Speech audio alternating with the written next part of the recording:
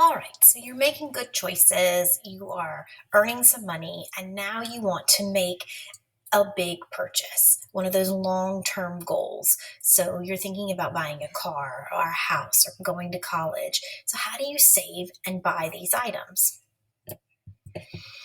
So let's talk about saving. Saving is your best option for purchasing big items. You're going to need to make a plan and put away money for these purchases. So, how do you do that? How do you save? First thing you need to know is how much you want to save. So, if you are planning on buying a car, you're going to need to do some research. You're going to need to find out, do you need a used car? Can you afford a new car? You need to look and evaluate your budget, your income, and determine what you want to do. Once you've determined how much you need to save to achieve that goal, you need to say when. When do you need this by? So if you are in a position where you can wait a year to get a car, then you have more time, right, to save that money. Once you have how much you need to save and when you need it by, you can take the amount and divide it by the time. And that will tell you how much you need to save each month. If you have a job, you can divide it by pay period so you know how much to save every single paycheck. So, what we're doing here is we're taking our savings off the top. We're saying, okay, I know that this is the car that I want and how much I need to save for it, and this is how long. And to do that, I need to save $200 a month. That money, can I do that? Can I take $200 out of my paycheck?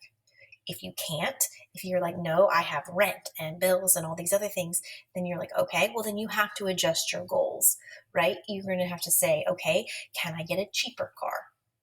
Can I lengthen the time to when I need it? So you want your savings goal to be realistic, but it has to be concrete. Once you have determined, okay, I can spend $150 every month. That's going to come off the top of my budget. You can also do it backwards, right? You can say, okay, I can spend $150. How much can I afford? How long can I do it?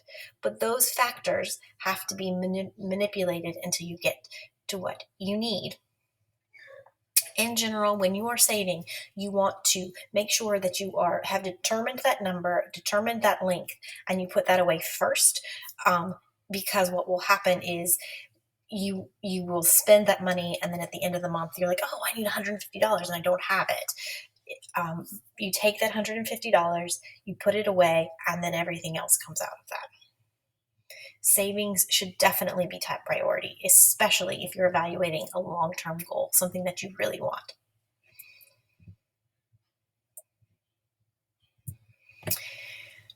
So you've determined that you need to save $150 from your paycheck. Now, what do you do with it? Where do you put it? Do you put it under your mattress?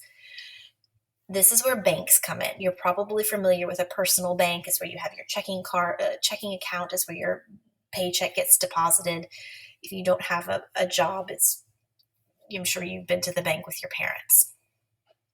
Checking accounts are used to deposit your money into and use for everyday purchases, right? You run your debit card, it comes out of your bank account. You set up automatic payments, it comes out of your checking account.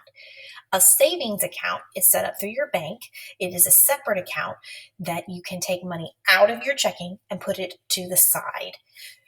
It will earn a little bit of a higher interest. So that money, because you're not going to be taking it out today and taking it out tomorrow, it's going to be sitting there for a while. The bank will reward you for lending them that money for longer by giving you a higher interest rate. It is secure, right? That money will be there. There's no real risk, but there's a little bit of a reward for leaving it. So there's also the option of, if you know that you are going to buy a car in 5 years or you're going to buy a home in 10 years, you can buy something called a CD. A CD is something you purchase from the bank that has a definitive deadline. And because you know that you are going to take that money out in 10 years, they will give you a higher percentage rate for that. T-bills. You can purchase these from the government. Same idea. A little bit more of a reward. These are still very low risk. There are other options for investing your money, but in general, you want to keep your money where you can get it, and you want to minimize your risk because you're not going to have a whole lot of time.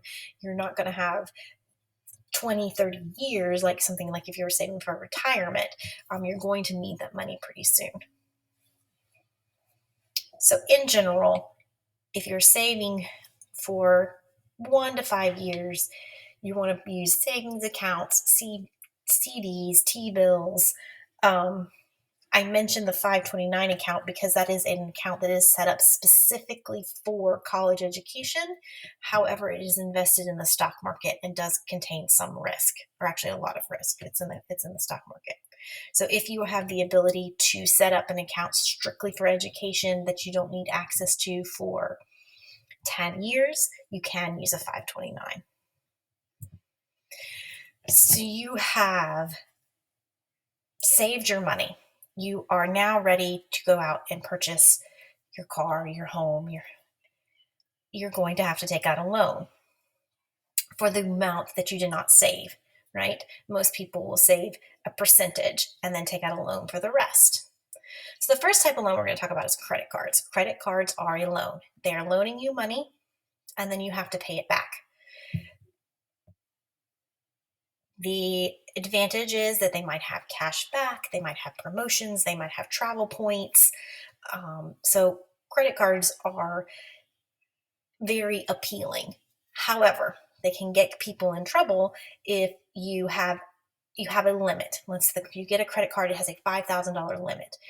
If you max out that credit card and you're at $5,000 and you start making the minimum payments, your interest rates are very high. So you have to pay it off every month. If you don't, then you can get into a lot of trouble because you're paying more in interest than what you originally purchased. So there's risk involved, which again is why they're very short-term loans. They're monthly loans, and you have to pay it back. Car loans. When you go to buy a car, you want to shop your loans. Not all banks have the same interest rates. An interest rate is the amount of money that the bank is charging you to give you that money. So a bank might charge you 5% interest to give you that loan, whereas a credit union might only charge you 3%. There might be fees and taxes associated with the different loans, so you have to do your research. They might charge you differently based upon if you're buying a new car or a used car. So you have to shop your car loan.